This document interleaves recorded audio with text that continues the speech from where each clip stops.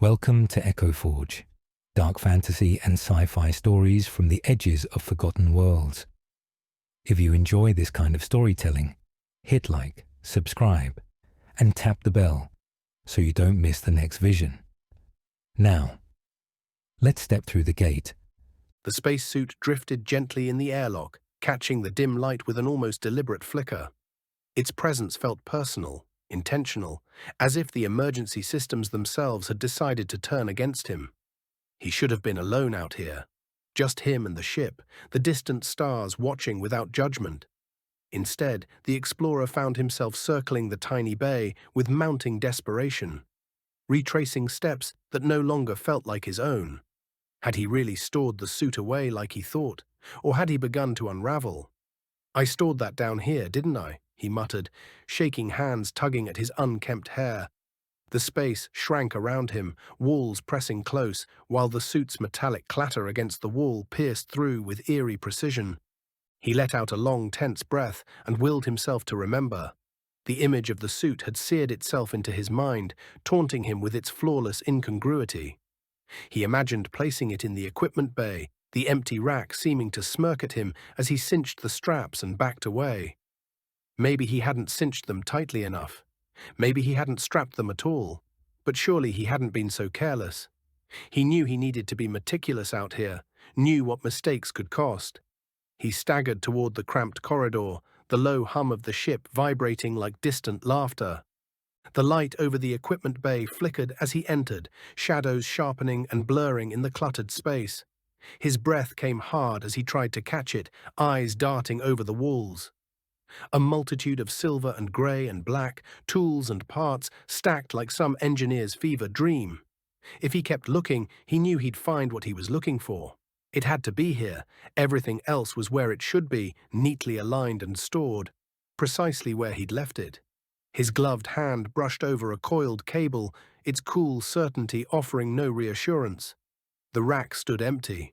His heart quickened, the suit's absence as deliberate and cruel as its presence had been. "It can't just float off like that," he whispered, voice trembling with the ship's steady vibration.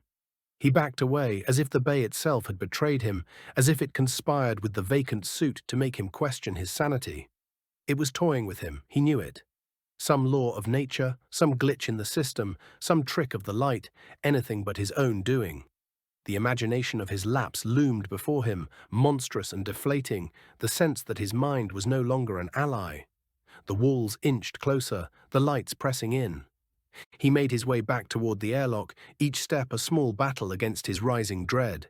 He rehearsed the moment again and again, the neatly cinched straps, the impossibly tight clip, each vision undone by the stark reality of the floating suit. He wanted to believe he'd simply misplaced it, a slip of memory, a lapse in judgment, but the closer he got, the less sense any of it made. The spacesuit drifted with mock serenity, untouched and unchanged, just waiting for him to unravel. The air in the equipment bay was too thick. He tried to breathe, but the effort choked him, clinging to his lungs with desperate insistence. "What the hell?" he said, dragging a hand through his unkempt hair. He spun around, looking for anything out of place, any proof that he hadn't completely lost it. Everything else was there, every tool and spare part and battery and cable, everything except the one thing that mattered. His thoughts collided with each other, the echo of each question forming a dull roar that drowned out reason. Had he clipped it? Had he stored it? Had he done anything at all? Desperation gnawed at him, more tangible than the chill in the air. He shoved a pile of tools to the floor, the crash echoing through the bay, but the noise only accentuated the silence that followed. Nothing was wrong with the ship, with the power, with anything but him. "This doesn't make sense," he growled, each word a plea for sanity. He clung to the image of the empty rack, replaying it with obsessive detail, but the more he tried to remember, the less certain it became. He needed this ship to feel like home, and it didn't. He needed to feel like himself, and he couldn't.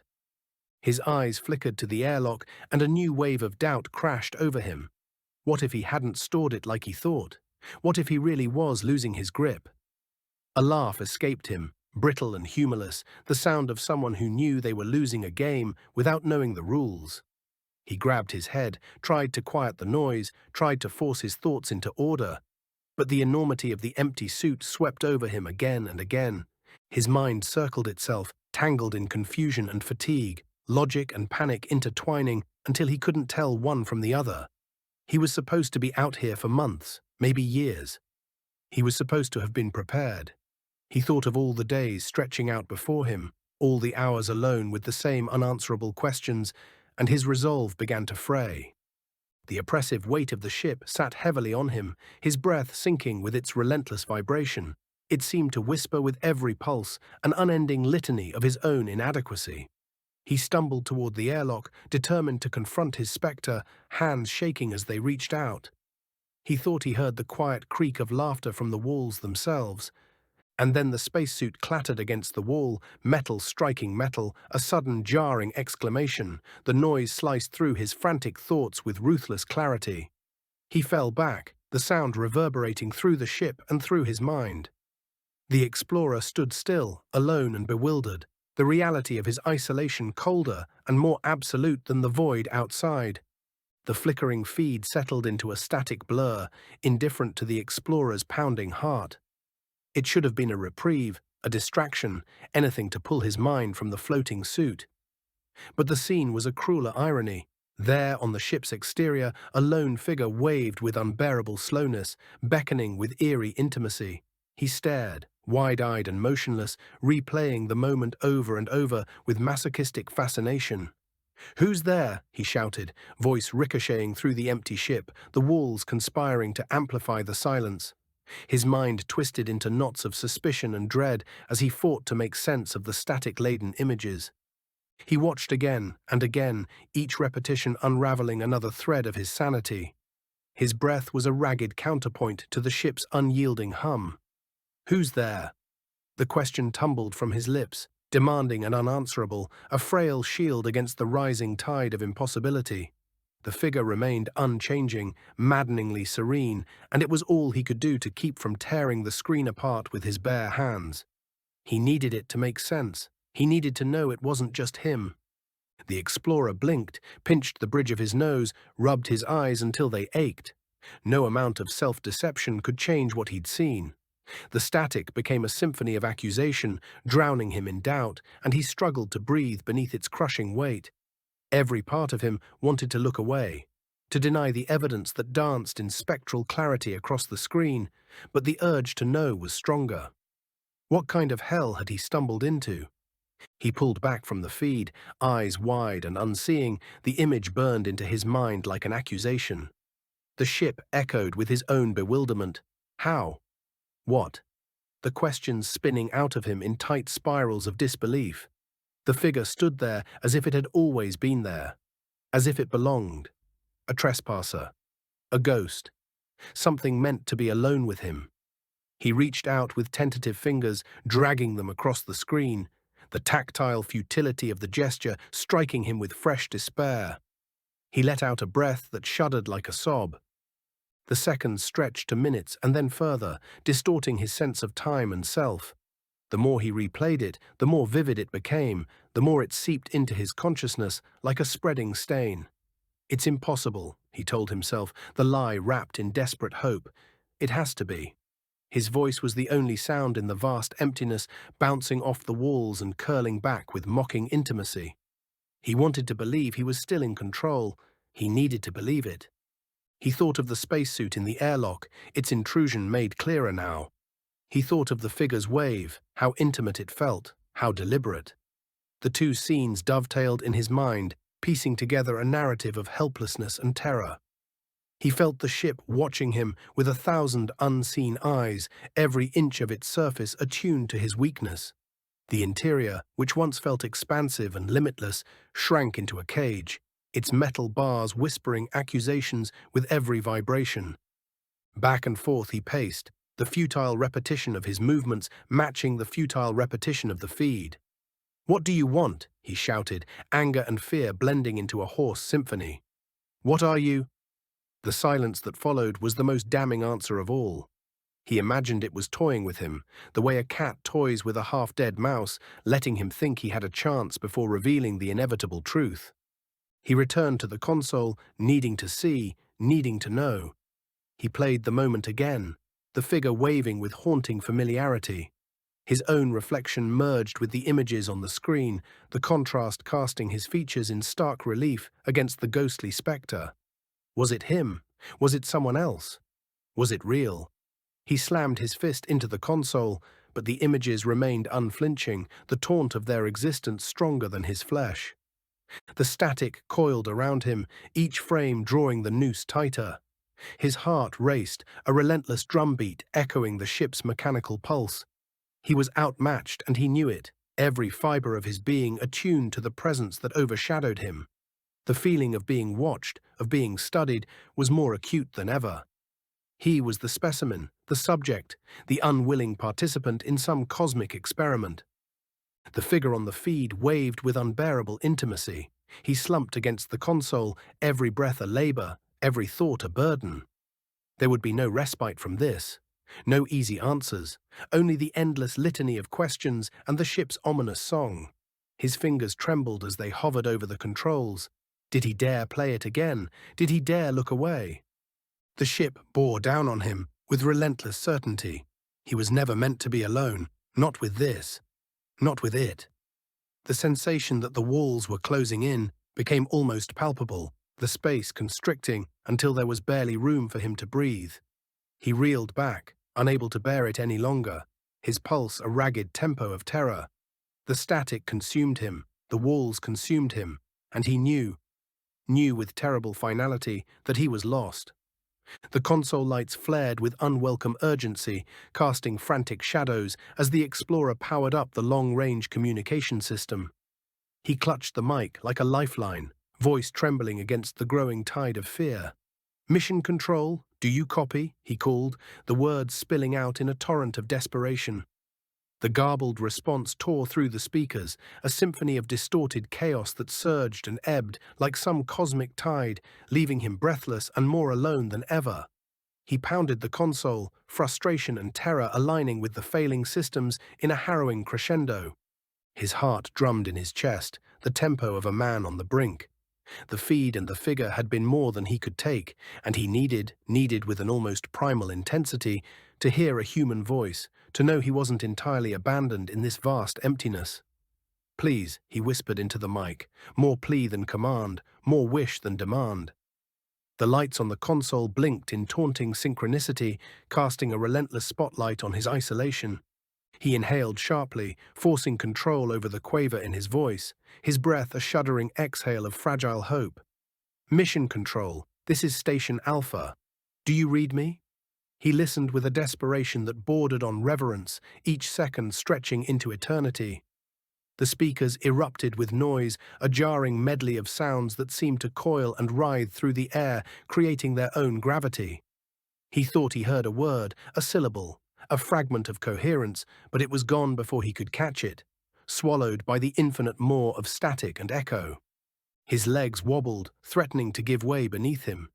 He was fighting a war against uncertainty, against the impenetrable blackness outside and the insidious presence within. The entity had toyed with him, left him shaken and scared, but this was a different cruelty, the torture of hope. He slumped against the console, head falling into his hands. How much more could he endure before he broke? Resolve burned through him, igniting with a mixture of anger and desperation. He wouldn't let it have him, not yet, not so easily. He gripped the mic, his fingers white and bloodless, his words a forceful push against the tide. "Answer me. This is Station Alpha. I need a response." The speakers crackled with what might have been laughter, the sound more terrifying in its ambiguity than any outright refusal. He had opened the channel to Mission Control, but it felt as though he'd connected to something far more malevolent, far more unknowable. The noise filled the room, filled his mind, making it impossible to think. He heard echoes of his own shouts, distorted and alien, thrown back at him in a mockery of communication. The explorer staggered away, hands pressed to his ears, hair matted and wild, mouth opening and closing in silent screams. Was this the entity's message? Was this its way of telling him he was utterly, inescapably alone? He clung to the console like it was the only thing tethering him to reality. Each garbled transmission pulled at the strands of his sanity, each new wave of chaos battering against the thin shell of his resolve. He wanted to give in to the hopelessness, to the enormity of what he faced, but some stubborn part of him, some essential spark, pushed him to try again, and again, and again. His pleas became more frantic, more urgent, the words almost indistinguishable in their speed. "Mission Control, this is Station Alpha. Do you read?" His voice cracked, desperation spilling over like floodwater breaching a dam. The static answered, a deafening chorus of emptiness, a universe collapsing into itself with him at its center. The room tilted around him, the walls and lights spinning in a vortex of noise and fear. He needed an anchor, a lifeline, a single syllable of reassurance, but all he found was the vast and terrifying void. His chest tightened, the panic coiling inside him like a snake ready to strike. He grabbed at the console, his grip the only thing keeping him from drifting into madness. "Please," he said again, and the word hung in the air like a fragile, trembling ghost. The ship vibrated beneath him, a low hum matching the relentless pace of his pulse. Every inch of the space resonated with the entity's presence, its inscrutable intelligence overshadowing his every thought. It was toying with him, he knew that now, the way it had with the suit, with the feed, with the impossible figure and its insidious wave. He was the experiment, the unknown variable, and it was testing him with a cruel and meticulous determination. The weight of this knowledge pressed down on him, but so did the need to fight, to struggle, to prove he could still have some measure of control. His hand flew to the mic one last time, his final stand against the abyss. "Answer me," he shouted, the force of it tearing through the air. The response was immediate and overwhelming, a wall of sound that crashed over him in wave after wave, submerging him in chaos. It surged and throbbed and pulsed, the culmination of his own unraveling, the crescendo of his fear. The explorer slammed his hands against the console, the pain jarring him back into the terrifying present. The ship echoed with the impact, his pulse aligning with its dying systems in a haunting duet. He spun away, eyes wide and hollow, unable to bear it any longer. The room consumed him, the noise consumed him, and in that final moment he knew nothing but the terrifying, unending void. The explorer had seen these patterns before, the brief pulses, the restless spikes, the way they unsettled otherwise orderly data with their peculiar rhythms.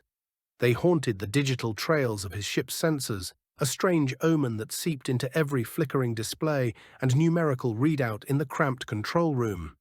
He squinted at the bright screens, navigating between the odd fluctuations with a careful eye, tracing them with tentative taps on his keyboard. His mind raced ahead of his hands as he worked, already assembling possible connections between each mysterious recurrence. The data felt like a code, undeciphered but urgent, and the explorer refused to look away until he made sense of it. He narrowed the field of view on the main display, pulling a suspicious pattern into sharper focus. "You shouldn't be here," he murmured, tightening his lips as he watched an isolated blip register among the steady cycles of background noise. The anomaly darted across the graphs in sharp, deliberate motions, repeating at irregular intervals. "Where did you come from?" His fingers flicked over the console, refining the search to exclude known sources and calibrate for anything he might have missed. Numbers cascaded down the screens, relentless in their march. A soft hiss escaped his mouth as he attempted to pin down the source to bring clarity to this spatial intrusion. Beside him, a tablet lay covered in rapid scrawls, each new entry further complicating the tangled web of data he struggled to decipher. He snatched up a pen, recording observations with furious intensity. 1, 2, 3, no 4. But different, never the same. His voice was a low, disbelieving rumble beneath the hum of the ship's processors. Another screen blinked with an updated set of diagnostics, a subtle off-pattern fluctuation that ignited further suspicion in his mind. He cross-referenced, adjusted, pulled out again to see the larger picture. His mouth hung open as if ready to swallow the data whole. "Come on," he muttered, fighting against his growing sense of impatience. "Where are you leading me?" The space was small, cramped, filled with the inescapable presence of technology. Processors hummed with tireless energy, punctuated by the rhythmic blinking of indicator lights on the ship's consoles. Graphs ebbed and flowed like digital tides on the dimmed monitors, casting a flickering glow on the cramped room's metallic surfaces. He shifted in his seat, trying to ease the tension in his body, the scratch of pen against tablet accompanying the low rumble of systems at work. Somewhere, a fan whirred quietly to life and faded into the background. In the confined quarters, each sound was a reminder of his isolation. Another spike pulled him back into the data. He leaned in, eyes darting between two screens. But why? His fingers fumbled briefly, then regained their rapid precision. It doesn't make sense. Unless he was too deep in the work to entertain doubt, too consumed by the mystery to entertain anything else. Log after log unfurled in front of him, and he scanned each with a grim resolve, a scavenger hunting for overlooked scraps of information. "What do you want from me?" he demanded softly, but there was only the silent play of numbers, a stubborn refusal to answer him directly. His eyelids sagged with tiredness, but still he persisted. The more he searched, the more frequent and perplexing the patterns became. His hands danced over the keyboard, their tempo increasing as the urgency of his search intensified. Notes covered every inch of the tablet, overlapping in a frenzy of scribbles. "Every time," he muttered, "every time I think you're gone, you show up again." He brushed a hand through his hair, frustration simmering beneath his exhaustion. The repeating spikes began to form clearer lines, connecting themselves like constellations he was just beginning to recognize. An intense drive urged him onward, his focus now narrowing on just a few critical points. A growing unease pooled in his stomach. "You're something," he muttered to the data, "something more." He zoomed in, froze a frame, sent it to the tablet for further analysis. Every task demanded his full attention. Every fresh inconsistency dragged him deeper into his mounting obsession. His fingers were a blur over the controls, frantic in their attempts to pin down the meaning of these messages. It was as if he was on the brink of understanding, and he didn't dare look away. His chair screeched across the floor as he pushed back from the console in a rare moment of physical awareness. The shift was brief, a necessary adjustment to the rigid pose he had maintained. Almost instantly, he was back to work, clutching a pen with white-knuckled urgency. The notes in front of him grew more chaotic, more insistent, his handwriting barely keeping pace with his thoughts. The flicker of the monitors cast sharp shadows across his focused expression.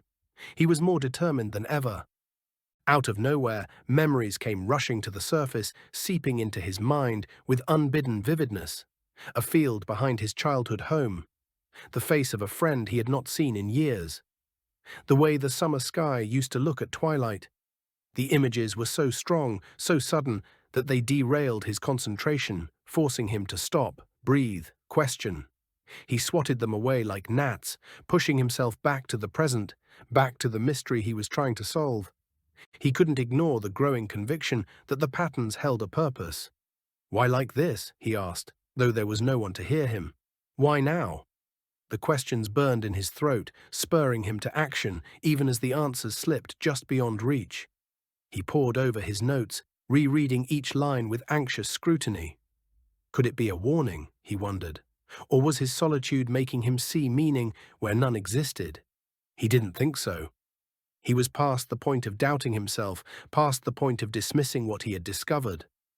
Rapid clicks of keys echoed through the control room as he swapped data sources, checked and rechecked his observations, flipped from one possible explanation to the next. His focus was a sharp, relentless point of light. "Patterns, always patterns," he murmured, ignoring the perspiration that prickled his brow. He scrolled through page after page of data, an act of desperation that felt like a last attempt to confirm what he dreaded and needed to know. There was a design to it all, he realized. The data formed disturbing pictures, grim conclusions that made his skin crawl. The longer he looked, the less random it seemed. Spikes grew into pulses, pulses into repeating cycles that held their shape with uncanny precision. He felt himself sweating beneath the weight of this new awareness. "Someone's out there," he said aloud, as if saying it might somehow absolve him from what he was uncovering. Something. The vastness of the thought was enough to make his head spin, enough to drive him even deeper into the cold comfort of his calculations. If there was intelligence behind the anomalies, he needed to understand it. If there was a message, he needed to hear it first. His mind was a maze of tangled conclusions, an echo chamber of unformed theories and unanswered questions. The ship felt like an island in the void, and he felt utterly alone in his discovery. The magnitude of what he was dealing with settled over him like a shroud. "Nobody else sees it," he whispered to himself, a grim smile pulling at the corners of his mouth. "Nobody else knows." He gripped the edge of his desk, as if anchoring himself to the physical world, as if steeling himself against the realization that would not stop haunting him. His pen fell silent, the ship filled with the dull hum of machinery. The final note on the tablet read like a quiet declaration of madness. "These readings can't be a coincidence." The explorer's fingers paused over the console, hovering like they had forgotten their purpose. A deep, familiar scent unfurled around him, the sweet comfort of cinnamon and vanilla. He gasped, recognizing the aroma at once, and then the control room shifted, became something else entirely. The digital displays dissolved, and the bright overhead lights softened to a cozy amber hue. "No," he said, staggering to his feet. "It can't be." Yet there it was, his childhood home, impossibly present in every rich detail. His brain struggled to find logic in the transformation, but it was all too real, too vivid, to dismiss as fantasy. Warm light spilled over the familiar space, spilling over a well-worn armchair, over a coffee table strewn with magazines. The comforting scent grew stronger, more immediate, filling the air like a tangible presence.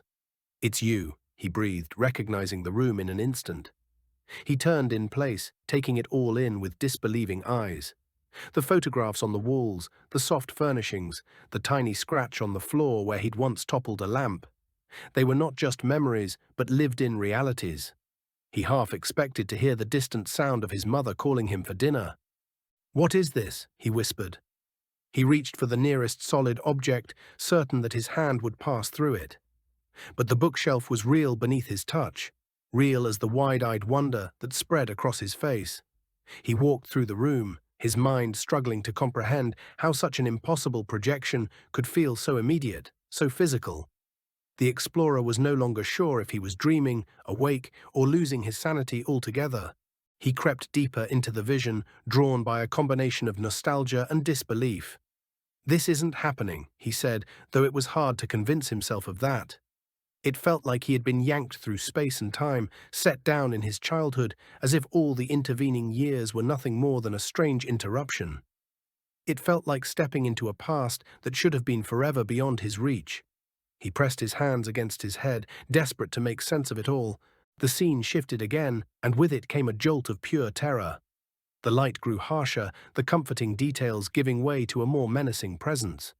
The sense of warmth and safety began to dissolve, and the explorer's breath hitched in his throat. "What's happening?" he cried out, watching in horror as the familiar surroundings twisted and writhed around him.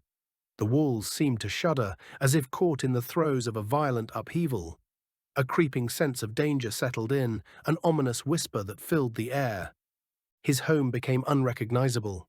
Soft, welcoming light exploded into violent, fiery hues. The furniture melted away into nightmarish shapes, and the air grew heavy with heat and smoke. "No, no, no," he shouted, stumbling back, his heart racing in time with the chaos that enveloped him. The vision stretched and warped like a funhouse mirror, reflecting a growing disaster that pulled him further into its depths. The room expanded, stretched, swallowed itself in an apocalyptic frenzy. He clung to the nearest solid thing. Was it the table? A chair? But the chaos devoured all certainty, all hope. He watched as the walls vanished altogether, leaving him suspended in a nightmare of catastrophic force. Voices filled the space, a discordant echo of every warning he had ever ignored, every danger he had refused to see. They rose to a deafening crescendo, each one vying to be heard. A burst of light, and the vision grew more horrific. The explorer saw Earth disintegrating under a colossal wave of energy, saw everything he knew obliterated in an instant of impossible power. His mind screamed against the onslaught, yet he could not look away. Flames billowed around him, consuming his sense of reason. He realized, with a sense of creeping dread, that this was a warning, that he was being shown what awaited them all. He clutched his head, trying to break free, trying to wrench himself back to the comfort of the familiar. But the vision gripped him with unrelenting force.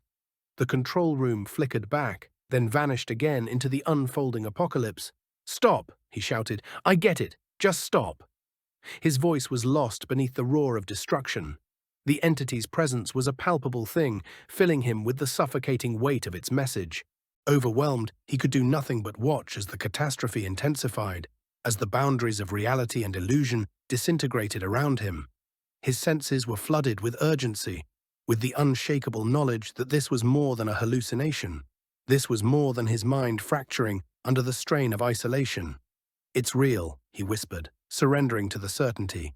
"It's all real." The admission tasted like ashes on his tongue. And then, with a final shuddering breath, he found himself back in the dim confines of the control room, gripping the edge of his desk, as if to reassure himself of its solidity. The vision had left him trembling and drenched in sweat, the echo of the entity's warning still ringing in his ears. Alone in the ship, he gasped for air, his eyes wide with the terror of what he now knew to be true. His deep space vessel was no longer a refuge. The explorer stalked through its cramped corridors, a relentless presence with precise steps and a singular mission. Cameras, surveillance, evidence. He installed the devices at strategic junctures, his hands as steady as his resolve. Each camera blinked to life with a flick of his fingers and a terse announcement. Camera 1 online, adjusting feed on port corridor, echoing through the stale mechanical hum. His gaze lingered on the monitors, searching the grainy, shadow-filled footage for signs of the haunting that transformed his ship into something unknown and threatening. The passageways narrowed around him as he continued, his gloved fingers deftly pressing buttons and attaching wires. "Mid-corridor," he murmured, the sound barely carrying over the drone of ventilation systems. Every device added to his arsenal gave him a measure of control over the sprawling metal labyrinth. Yet beneath his outward composure, attention simmered, fed by the flickers of movement that eluded his eye and the whispers of static that crackled like ghostly breaths. He wouldn't let it beat him, not after it had driven him to this brink. Metallic walls absorbed the echo of his clipped words, turning them into dull murmurs that filled the silence with a sense of waiting. The ship, once a haven from the chaotic world he'd left behind, felt as confining as a steel trap. His meticulous installation became an act of defiance against the sinister presence that dared intrude on his domain. "Portside," he announced, adjusting a camera and tightening its hold on the reality he sought to pin down. "Nearing life support junction." Thanks for watching Echo Forge. If this story resonated with you, leave a comment, hit like, and subscribe so the next tale finds you. Share this with someone who loves dark fantasy or twisted sci-fi, and I'll see you in the next world.